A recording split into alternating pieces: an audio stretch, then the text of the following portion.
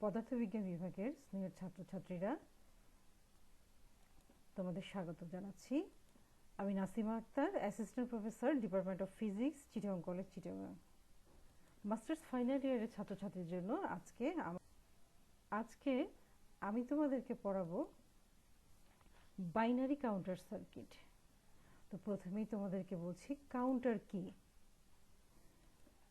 A counter is a device which can count any particular event on the basis of how many times the particular event is occurred. অর্থাৎ একটা counter কোনো particular event যতবার সংঘটিত হয় তার সংখ্যা গণনা করে। তোমরা কাউন্টার সার্কিট অনেক দেখেছো বিভিন্ন জায়গায়, বিশেষ করে যারা ডিজিটাল ওয়াচ ব্যবহার করো তারা খুব ভালোভাবেই জানো কাউন্টার সার্কিট কিভাবে কাজ করে। তো যাই হোক, আমরা বাইনারি কাউন্টার সার্কিটের নিয়ে আজকে পড়ব। বাইনারি কাউন্টার সার্কিটের টাইপস কতগুলো আমরা দেখি। একটা হচ্ছে অ্যাসিনক্রোনাস কাউন্টার, এটাকে রিপল কাউন্টারও বলে। একটা হচ্ছে সিনক্রোনাস কাউন্টার, এটাকে প্যারালাল কাউন্টারও বলে। তো যাই হোক, যেহেতু এটা বাইনারি কাউন্টার, তোমরা জানো বাইনারি কি। বাইনারি হচ্ছে two base number system. Binary number system হচ্ছে টু বেস নাম্বার সিস্টেম, অর্থাৎ এটা জিরো অথবা জিরো এবং ওয়ান এই দুটো অবস্থা প্রকাশ করে, অর্থাৎ আইদার অন অর অফ, এই দুটো কন্ডিশন আমরা বাইনারি সার্কিটগুলোতে পেয়ে থাকি।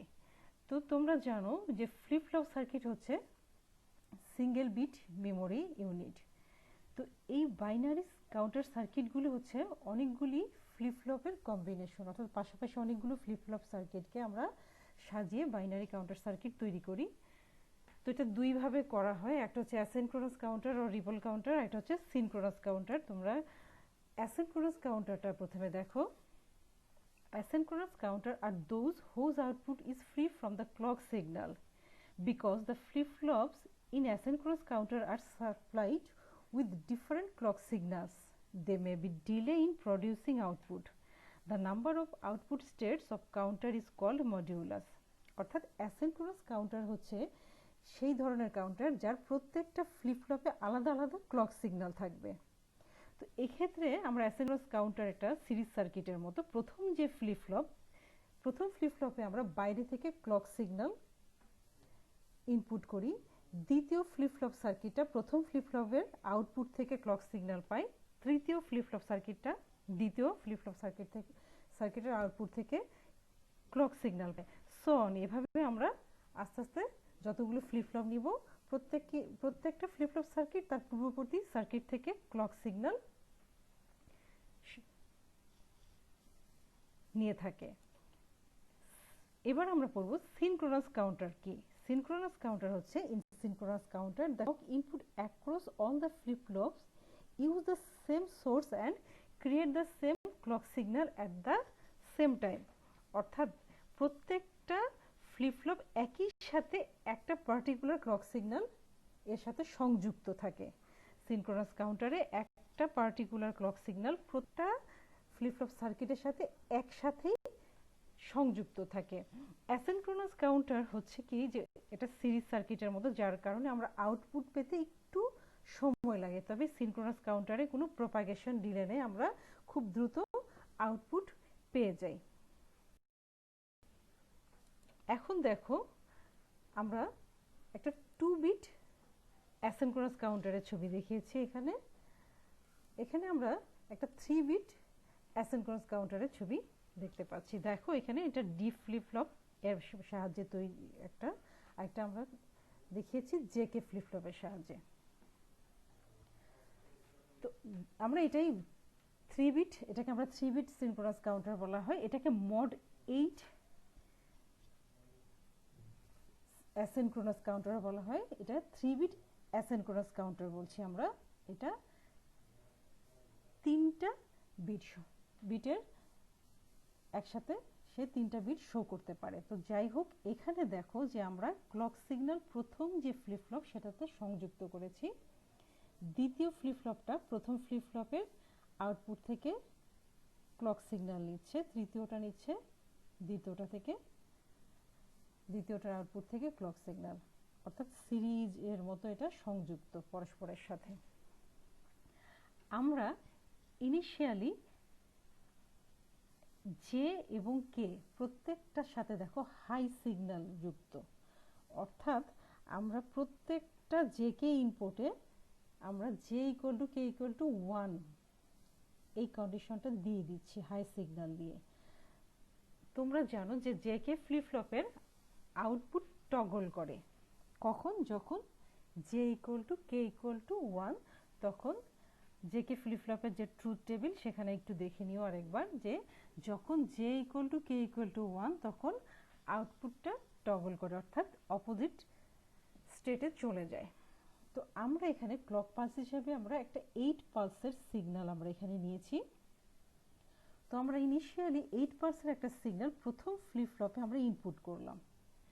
তো এখানে দেখো আমরা এটা ধরে নিলাম যে পজিটিভ গোয়িং ট্রানজিশন এটা টগল করে। আমরা ক্লক ট্রিগার সার্কিট তোমাদেরকে পড়িয়েছি, যেটা যে কোনো দুইভাবে হতে পারে, পজিটিভ গোয়িং ট্রানজিশনও টগল করতে পারে, নেগেটিভ গোয়িং ট্রানজিশনও টগল করতে পারে। আমরা এখানে পজিটিভ গোয়িং ট্রানজিশন ইনিশিয়ালি আমরা ধরে নিলাম যে Q0 প্রথমে 0 স্টেটে ছিল, পজিটিভ গোয়িং ট্রানজিশনে এসে সে কী করলো, টগল করলো, অর্থাৎ অপোজিট স্টেটে চলে গেল। ঠিক একই অবস্থা এখানে আমাদের পজিটিভ গোয়িং ট্রানজিশন 2 দ্বিতীয় পালসের পজিটিভ গোয়িং ট্রানজিশনে সে আবার টগল করলো তৃতীয় পালসের, অর্থাৎ এভাবে প্রত্যেকটা পজিটিভ গোয়িং পালসের ট্রানজিশনের প্রত্যেকটা পজিটিভ গোয়িং ট্রানজিশনে সে টগল করাতে আমাদের যে 8 পালসের সিগন্যাল সেটা প্রথম ফ্লিপ ফ্লপের ভেতরে অতিক্রম করার পর এটা চলে আসবে 4 পালসের সিগন্যালে। দ্বিতীয় ফ্লিপ ফ্লপ এই 4 পালসের সিগন্যালটাকে ক্লক সিগন্যাল হিসেবে নিচ্ছে। তো তখন সে আমরা এখানে দেখো যে প্রথম ফ্লিপ ফ্লপের কিউ বার থেকে আমরা ক্লক সিগন্যাল নিচ্ছি, অর্থাৎ এটা কিউ বার হিসাবে যাচ্ছে, যার কারণে আমরা দ্বিতীয় ফ্লিপ ফ্লপে প্রথম ফ্লিপ ফ্লপের নেগেটিভ গোয়িং ট্রানজিশনে এটা টগল করবে। তো যার ফলে দ্বিতীয় ফ্লিপ ফ্লপে এটা টগল করার কারণে এটা এই 4টা পালস এখানে এসে দাঁড়াবে 2টা পালসে, এবং ফাইনালি তৃতীয় ফ্লিপ ফ্লপে এসে এটা সিঙ্গেল একটা পালসে পরিণত হবে, অর্থাৎ এটাও নেগেটিভ গোয়িং ট্রানজিশনে টগল করবে, যেহেতু এটা এখানে আমরা ক্লক পালসটা দিয়েছি কিউ বারের কর্নার থেকে। অর্থাৎ আমরা যদি কিউ থেকে নিতাম তাহলে পজিটিভ গোয়িং ট্রানজিশনে টগল হতো, যেহেতু আমরা কিউ বার থেকে নিয়েছি এটা এখানেও তাই নেগেটিভ গোয়িং ট্রানজিশনে সে টগল করছে। ঠিক এই হচ্ছে আমাদের 3 বিট অ্যাসিনক্রোনাস কাউন্টার। অর্থাৎ আমরা যদি 8 পালস দিই তবে এটা আউটপুট হিসেবে ফাইনালি আমরা পাবো একটা 1 পালসের সিগন্যাল। তো আমরা এখন দেখব যে এই যে 3 বিট বলছি এটাকে আমরা মড 8 কাউন্টারও বলি। আমরা 3 বিট যে কাউন্টারটা দেখিয়েছি এটাকে আমরা মড 8 কাউন্টারও বলি। তো প্রথমে দেখো যে মড বা মডিউলাসটা কি। The modulus of A counter is given as 2 to the power n where n equal to number of flip flops. তো যেহেতু আমরা এখানে n এর মান হচ্ছে আমাদের 3, so a 3 flip flop counter will have a maximum count of 2 to the power 3 equal to 8, অর্থাৎ আমাদের 2 to the power 3 বসালে এর মান হয় 8 counting states and would be called a mod 8 counter, অর্থাৎ এটাকে আমরা বলছি mod 8 কাউন্টার। তো আমাদের 3 বিট কাউন্টার, তো তোমরা জানো যে 3 বিটের সাহায্যে সর্বোচ্চ যে নাম্বারটা আমরা লিখতে পারি সেটা হচ্ছে 111, এটা ডেসিমাল নাম্বারে এসে দাঁড়ায় 7। তো আমাদের the maximum binary number that can be counted by the counter is 2 to the power n minus 1, তাহলে আমাদের 2 to the power n এর মান যদি 3 বসাই তাহলে আমাদের এটা ডেসিমালে এসে দাঁড়ায় 7 এ। তো আমরা 3 বিট কাউন্টার এর ছবিটা আবার দেখছি যে এর কতগুলি স্টেট থাকবে, অর্থাৎ সর্বোচ্চ এটা, অর্থাৎ সে 0 থেকে সর্বোচ্চ 111 পর্যন্ত সে শো করতে পারবে। তো ইনিশিয়ালি আমাদের প্রত্যেকটা স্টেটই 0তে থাকবে, প্রত্যেকটা ফ্লিপ ফ্লপই 0 0 0, অর্থাৎ প্রথমে আমাদের এটা 0 0 0 শো করবে। এরপর প্রথম ক্লক পালসের পর প্রথম যে ফ্লিপ ফ্লপ, এখানে একটু বলা দরকার যে নাম্বার 3 অর্থাৎ DFF3 যে ফ্লিপ ফ্লপ সেটা হচ্ছে মোস্ট সিগনিফিক্যান্ট বিট, আর প্রথম যে ফ্লিপ ফ্লপ এটা হচ্ছে লিস্ট সিগনিফিক্যান্ট বিট।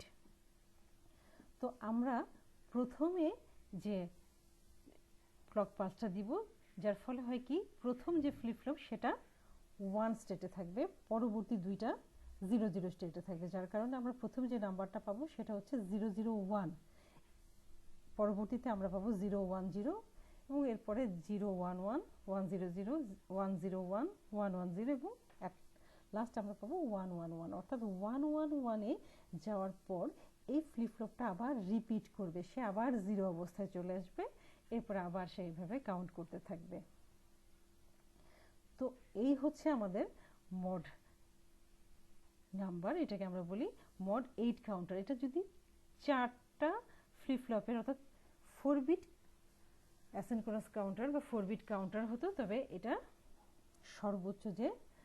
সর্বোচ্চ 0 থেকে 1111 অর্থাৎ 16টা স্টেট সে দেখাতে পারতো, তখন সেটাকে আমরা বলতাম মড 16 কাউন্টার।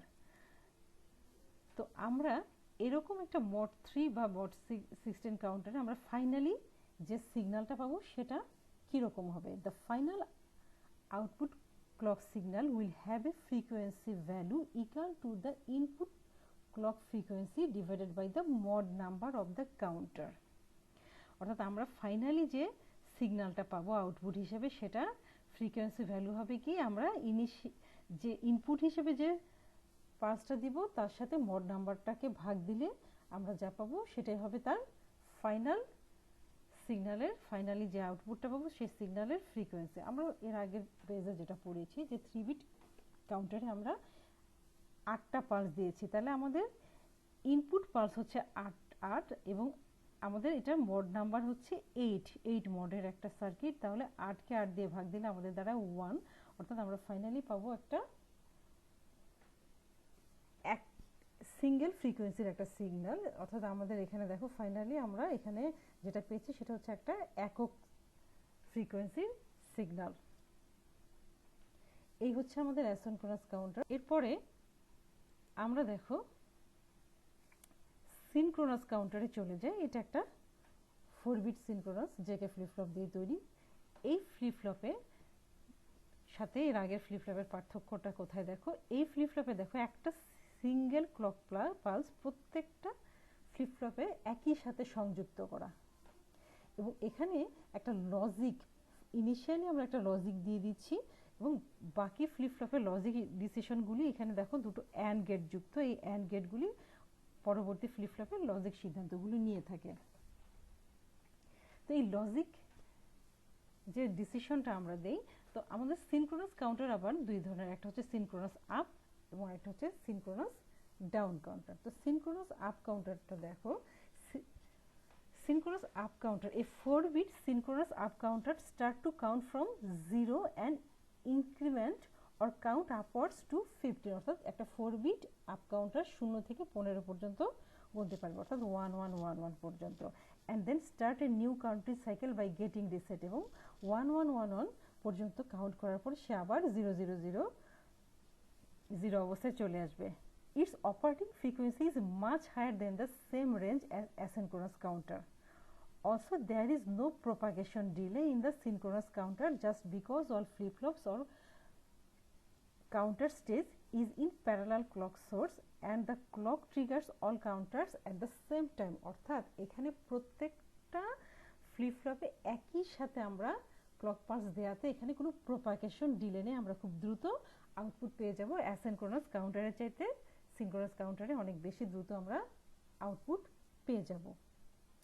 এটা হচ্ছে আমাদের সিনক্রোনাস আপ কাউন্টারের অবস্থা। আমরা সিনক্রোনাস ডাউন কাউন্টারও একই, সিনক্রোনাস ডাউন কাউন্টার সে কি করবে 111 থেকে আস্তে আস্তে ডিক্রিমেন্ট হয়ে সে 0000 পর্যন্ত কাউন্ট করবে, এবং এই যে লজিক সিদ্ধান্তগুলো, অর্থাৎ এটা আপ হবে না ডাউন হবে, এই সিদ্ধান্তগুলো নিয়ে নিবে হচ্ছে আমাদের এই লজিক গেটগুলো। এখানে দুটো অ্যান্ড গেট দেখতে পাচ্ছ, এবং ইনিশিয়ালি আমরা লজিকটা দিয়ে দেই, তাহলে এটা এই সার্কিটটাই কাজ করবে যে সে আপ সিনক্রোনাস আপ, অর্থাৎ সে ছোট সংখ্যা থেকে বড় সংখ্যা কাউন্ট করবে না বড় সংখ্যা থেকে ছোট সংখ্যা কাউন্ট করবে, এই লজিক সিদ্ধান্তগুলি আমরা প্রথমে বাইরের থেকে দিয়ে দিই, পরবর্তীতে এই অ্যান্ড গেটের সাহায্যে।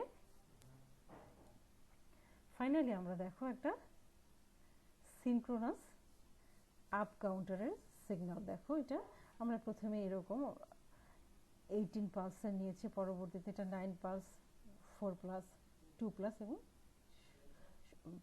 পালস, এবং ফাইনালি এটা সিঙ্গেল পালসের একটা সিগন্যাল দেখাচ্ছে। তো এখানে দেখো আমরা 0 থেকে 1111 কাউন্ট করার পর এটা আবার 0000 অবস্থায় চলে যায়, এটা রিসেট অবস্থায় চলে যায় এবং পরবর্তীতে আবার সে কাউন্ট শুরু করে। ঠিক এইভাবেই এটা সাইক্লিক অর্ডারে এই কাউন্টার সার্কিটগুলো কাজ করে। এবং যদি এটা যেটা ডাউন কাউন্টার হয় তবে সে 111 থেকে আবার 00 থেকে আসে, 00তে চলে আসে, এরপরে আবার সে 11-এ চলে যায়, আবার 0তে আসে। অর্থাৎ এরকম ভাবে সে সাইক্লিকভাবে সে গুনতে পারে। যাই হোক, সিনক্রোনাস কাউন্টার সম্পর্কে আমরা পরবর্তীতে রেজিস্টার করবো, আরও অন্যান্য সার্কিটগুলো যখন পড়বো আর একটু ভালোভাবে আমরা ধারণা পাবো। তোমরা বইটা ভালোভাবে পড়বা, আশা করি তোমরা কাউন্টার সার্কিট ভালো করে বুঝতে পেরেছ। তোমাদেরকে অনেক অনেক ধন্যবাদ। আজকে এ পর্যন্তই, ধন্যবাদ তোমাদেরকে।